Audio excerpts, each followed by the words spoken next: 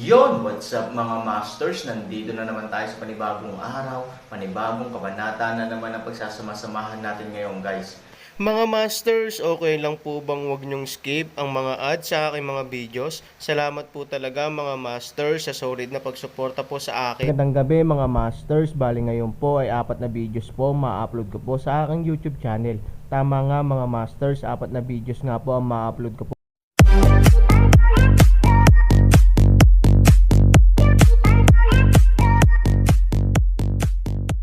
Bali mga masters, kung bago ka pa lang po sa aking YouTube channel, please click the subscribe button, lalong-lalo na po yung notification bell guys, para maging connected pa rin tayo sa isa't isa at maging updated kayo sa mga susunod ko pang video.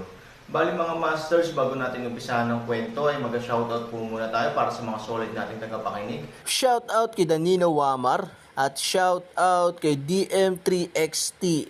Yun na nga mga masters, no? Bali hindi na ito patagalin. In 3, 2, 1... Let's go!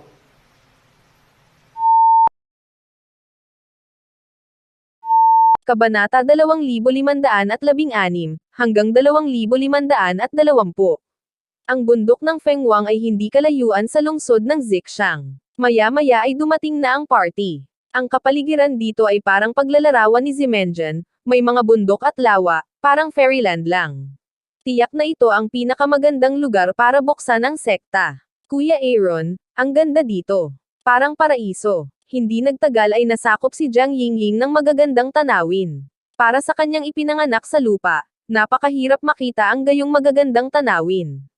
Ito ay talagang mabuti. Natatakot ako na ang ganitong uri ng mataas na kalidad na kapaligiran ay bihira sa mundo ng Xuanyuan. Si Han Sanchen ay labis na nasisiyahan sa lugar na ito, at kahit na iniisip niya sina Ivory at Han Nayan. Kung walang problema sa hinaharap, makakahanap siya ng isang napakagandang lugar at mamumuhay ng walang malasakit. Dapat ito ang pinakamahusay. Mr. Aaron, kung nasiyahan ka sa lugar na ito, maaari kong ayusin agad ang isang tao upang ayusin ito. Sinabi ni Zimenjin sa Aaron. Gaano katagal? Tanong ni Aaron. 11 buwan. Nangako si Zimenjin na hindi ito mahihirapan para sa kanya. Hanggat may sapat na lakas tao, ang oras ng pagtatayo ng angkan ay lubhang maiikli. Gayunpaman, hindi kapos sa pera ang pamilya Zeman. Hanggat maaari itong gawin sa pera, hindi ito magiging problema. Bahala ka. Kung gusto mong pag-usapan, pwede mong sabihin na ako, Aaron, gustong magtayo ng sekta. Sabi ni Aaron. Dahil ito ay isang bagay na hindi mate atago, sa opinyon ni Aaron, mas mabuting ipahayag ito sa mundo at ipaalam sa emperador. Oo, sagot ni Simon. Di nagtagal, ang plano ng Aaron na magtatag ng isang paaralan ay kumalat mula sa lungsod ng Zixang. Nang malaman ni Feliang ang tungkol dito, naging napakabigat ng kanyang puso. Sa korte ng imperial, kinakailangang humingi ng tagubilin sa emperador para magtatag ng isang sekta. Gayunpaman, malinaw na binaliwala ng Aaron ang prosesong ito, at ang kanyang paggawa nito ay hindi maiwasang magduda sa kanyang mga motibo. Mukhang si Aaron ay isang lalaking may ideya. Si Yi Qingshan ay puno ng mga salita at ngiti. Sabihin mo lang ang gusto mong sabihin.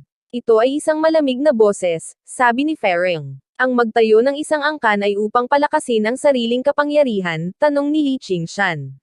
Tumanggo si Ferrer. Sa kanyang kasalukuyang personal na lakas, bakit kailangan niyang palawakin ang kanyang impluensya?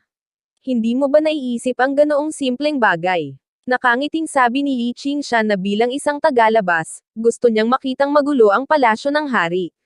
Kung tutuusin, ito ay isang magandang dula. Anuman ang huling resulta, hindi bababasa ang proseso ay dapat na napakaganda sa kanyang pananaw. Pagkatapos ng lahat, ang mundo ng Xuanyuan ay hindi kailanman ng ahas na hominin ang pinuno ng isang bansa sa nakalipas na ilang daang taon. Si Yi Qingshan ay masyadong interesado sa kung ano ang kahihinatnan ng bagay na ito. Dapat mong malinaw na si Emperador Zun ay halos hindi magagapi sa bulwagan ng Huanglong. Kahit tayo ay hindi niya kayang maging kalaban. Sabi ni Fereng. Tumanggo si Yi Qingshan, na hindi niya itinanggi. Ito rin ang dahilan kung bakit maaaring tumayo ang pinuno ng isang bansa, hindi lamang ang emperador ng Imperial Court, kundi pati na rin ang pinuno ng Xia. Sinabi mo rin na siya ay walang talo sa Huanglong Hall, ngunit umalis siya sa Huanglong Hall. Sabi ni Li Qingshan. Napakaraming eksperto sa Imperial Court, ngunit hindi sila vegetarian, sagot ni Feilinger.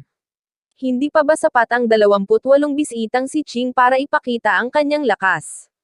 Maraming eksperto sa korte ng imperial, ngunit kapag nagsimula na siya sa kanyang paaralan, tiyak na aakitin niya ang isang grupo ng malalakas na tao, at linangin pa niya ang isang grupo ng malalakas na tao mismo.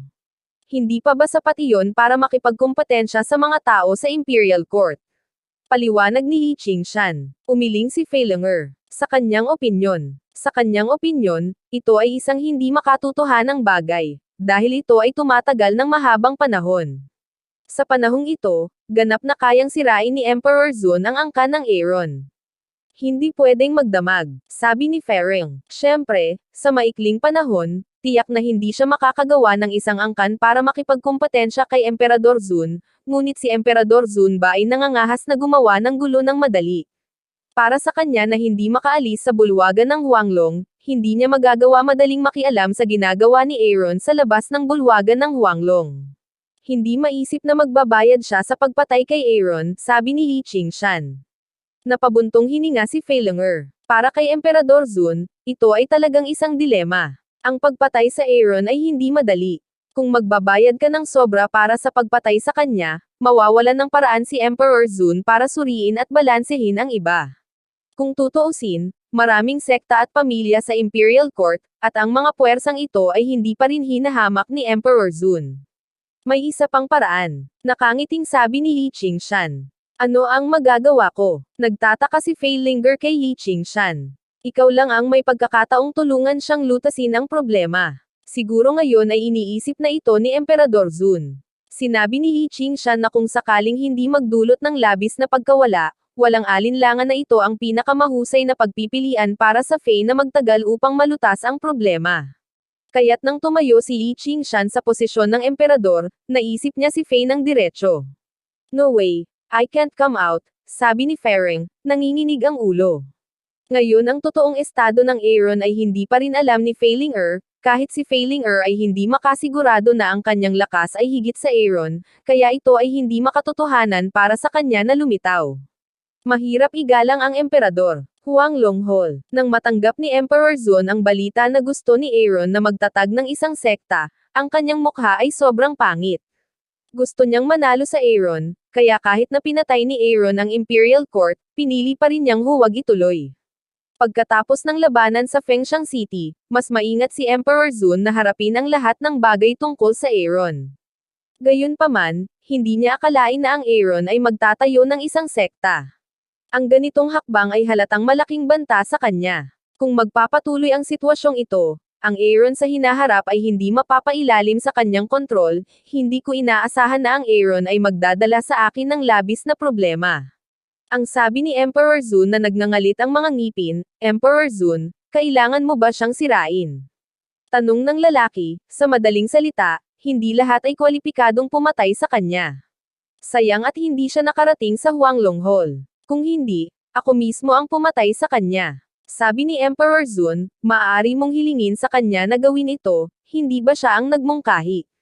Si Emperor Zun ay nagsimulang umiling nang hindi nag-iisip tungkol dito, dahil si Feilengsheng, isang malakas na tao sa matinding kapaligiran ng pag-aaral, ay hindi maaaring humingi nito sa will, and even if he did, Feilengsheng would not agree, dapat mas alam niya ang tungkol sa lakas ni Aeron kaysa sa akin.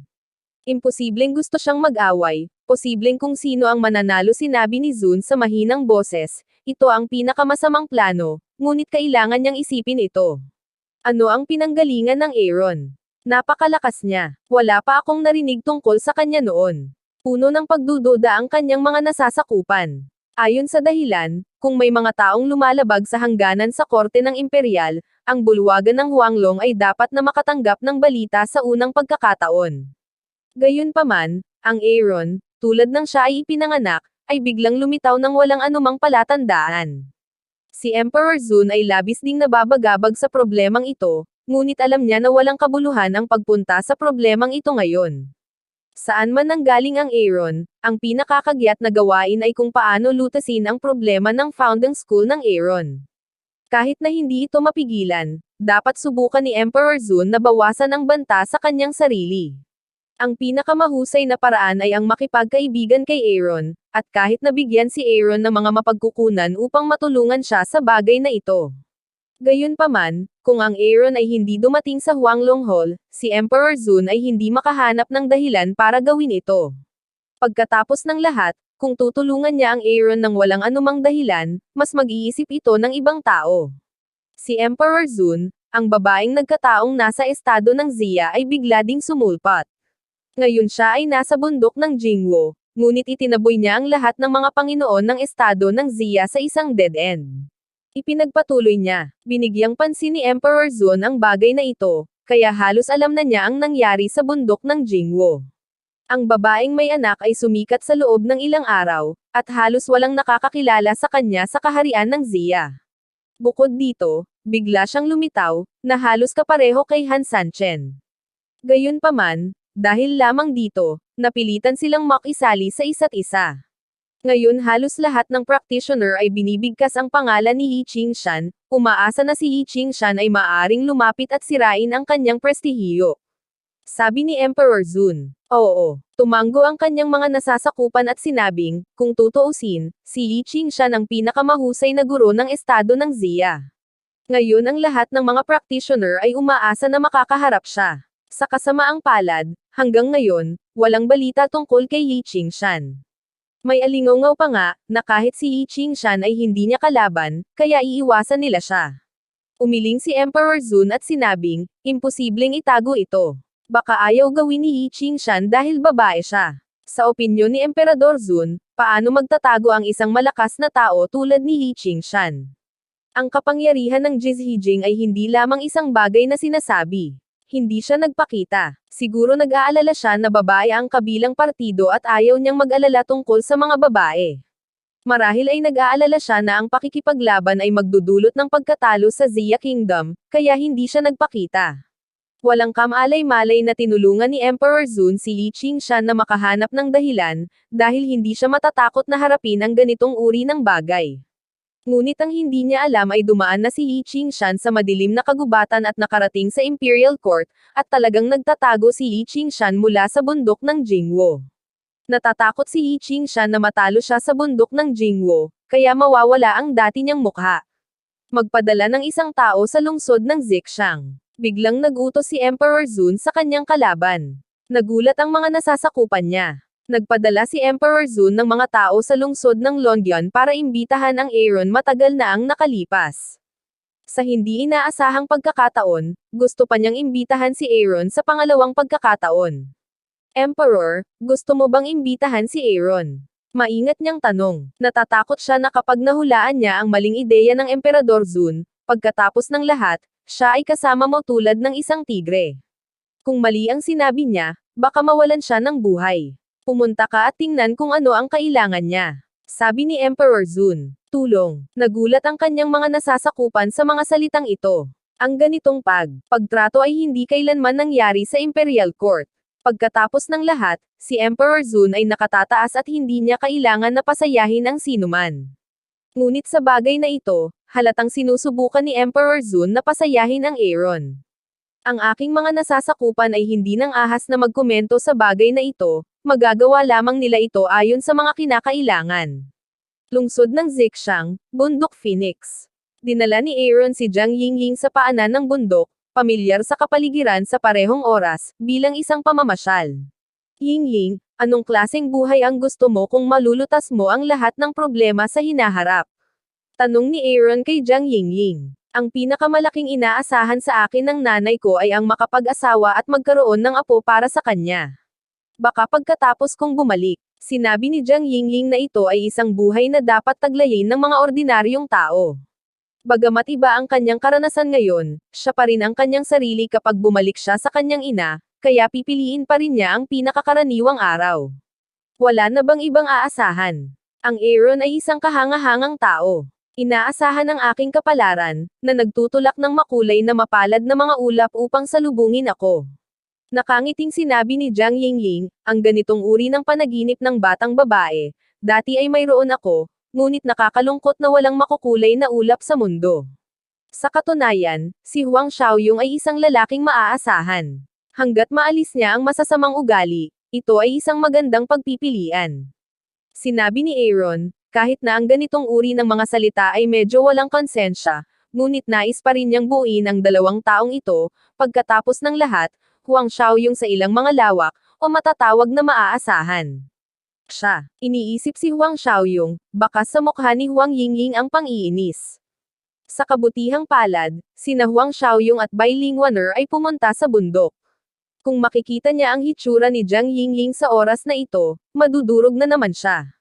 Marami siyang masamang bagay, na totoo, ngunit maaari niyang baguhin ito. Aaron said, kung naniniwala ka sa mga salita ng isang lalaki, makakain ka ng tae. Hindi namamalayan na sabi ni Jiang Yingying. Ang ganitong mga salita ay makakapagpahiya kay Aaron. Kung tutuusin, lalaki rin naman siya. Nang napagtanto ito ni Jiang Yingying at gustong magpaliwanag, biglang sumulpot sa harapan nila ang isang binata at babae at naputol ang kanilang pag-uusap. Sa tingin ko ay magpapakita ka muli, ngunit hindi ko inaasahang isasama ko ang aking kapareha sa pagkakataong ito, sabi ni Aaron. Ngumiti si Feilinger at ipinakita ang kanyang napakamuwang na side. Sabi niya, anong kasabwat? Kapatid ko siya. Nakatira siya sa Zixing City. Nabalitaan ko na nandito ako, kaya lumapit siya sa akin lalo na. Ganun ba? Ano ang kanyang pangalan? Kung nakatira siya sa Zixing City, dapat may record. Hahayaan kong suriin ito ni Zimenjin. Maglakas loob ka ba? Sabi ni Aaron nang may pagkadasdain. Si Feilinger ay tumanggo ng buong gana, nang walang anumang pakiramdam na nagkasala, at sinabing, syempre, kung gusto mong suriin, mangyaring. Fei Qingshan ang pangalan niya. Go to inform Simon Ember and find out the man named Fei Qingshan, Aaron said to Jiang Yingying. Yes, Jiang Yingying nodded and then left. Han Sanchen stares at the nominal sister and brother. Alam niya na ang hindi totoo ang relasyon nila, pero bakit biglang sumulpot ang lalaking ito dahil ba walang magawa si Feilinger, kaya humingi siya ng tulong sa mahabang panahon, hindi nalaman ni Aaron na mayroon si Feiling. Abnormal na pag-uugali. Yun na nga mga masters, no? Bali panibagong kabanata na naman yung natapos natin ngayong gabi. Muli, maraming salamat po talaga sa walang sawang suporta po sa aking YouTube channel na talagang inaabangan nyo po ang bawat upload ko po. Bali mga masters, magkita-kita ulit po tayo bukas ng gabi at ngayon po ay magpapaalam po muna tayo. Bali mga masters, bye-bye!